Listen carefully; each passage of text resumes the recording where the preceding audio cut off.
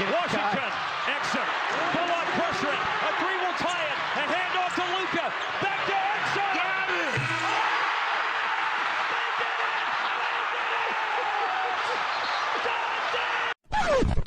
This about summarizes the Mavs season so far.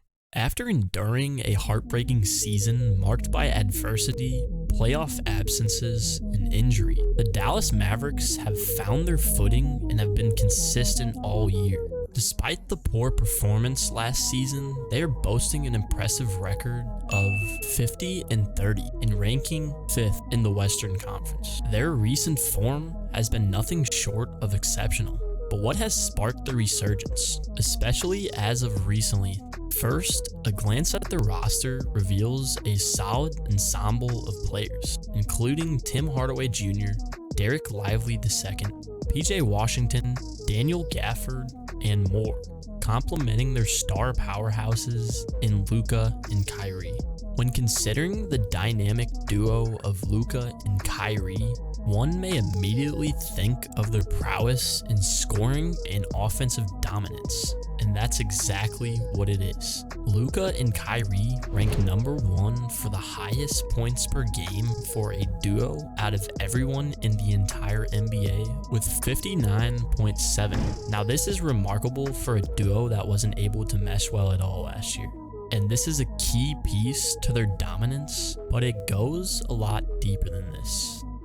Here is a graph showing offensive rating for all 30 teams in the NBA, but in the clutch. Offensive rating is a great advanced statistic to show a team's offensive dominance as a number. At the bottom, you have the likes of the Wizards, the Pistons, and the Grizzlies, some of the worst teams in the league this season. Towards the middle, you will see the Warriors, the Kings, and the Raptors. And at the top, you have the Clippers, the Thunder, and the Nuggets, some of the best teams in the league this season. And here are where the Dallas Mavericks rank. At number 1, with an offensive rating of 127.1 in the clutch. Quite remarkable to say the least. This outstanding performance has been kept afloat by the brilliance of Luka Doncic and Kyrie Irving, but it's their collective effort on both ends of the court that sets them apart, especially in the clutch moments, as they display spectacular offense such as clips like these. Here the Mavs are playing the Nuggets and Luka calls out for a play with Grant Williams and Derek Lively.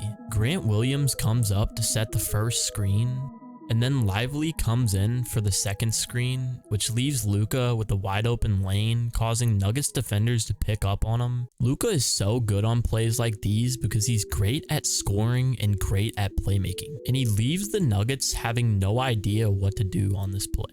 And their underrated defense is shown in this clip. Here the Mavs are playing the Wizards, and Luka is guarding Jordan Poole on this play, and Jordan decides he wants an ISO one-on-one with Luka, except Luka is able to hold his own, but Jordan gets the edge on him to the right, and he flips the ball to Marvin Bagley, but Daniel Gafford shows exactly why the Mavs traded for him. These electrifying highlights show why the Mavs have proven that their team chemistry is the catalyst behind their transformation into playoff contenders, as they have been scorching hot towards the end of the season with an amazing record of 16-2 in their last 18 games. Their chemistry has definitely peaked, but one player is doing magical things no one can explain. His name is Luka Doncic. Here is a graph showing some of the best players this season and their usage percentage. This is a good stat that is used to determine how much a player is in team plays. So basically, how much are they involved in the plays? At the bottom, you have the likes of Pascal Siakam, Terry Rozier, and RJ Barrett. Anthony Davis ranks at number 49. LeBron and Durant rank side by side at number 29 and number 30. And at the very top is the scoring leader himself, Luka Doncic, with a usage percentage of 35.4. pretty crazy because his team is maximizing his potential. Luka has spearheaded the Mavericks' resurgence with almost a 34-point triple-double average, a rarity in the NBA annals. The last person to average that type of stat line was Russell Westbrook in his 2016 and 2017 MVP season, with a team record of 47 and 35 at 6 in the West. So if you think about it, team record is not stopping Luka from his MVP candidacy, as the Mavs are 5th in the West.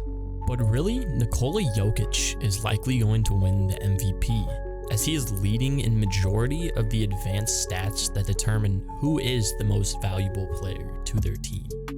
In reference, Jokic is leading in player impact rating, which is one of the main advanced stats that shows which player is the most impactful to their team.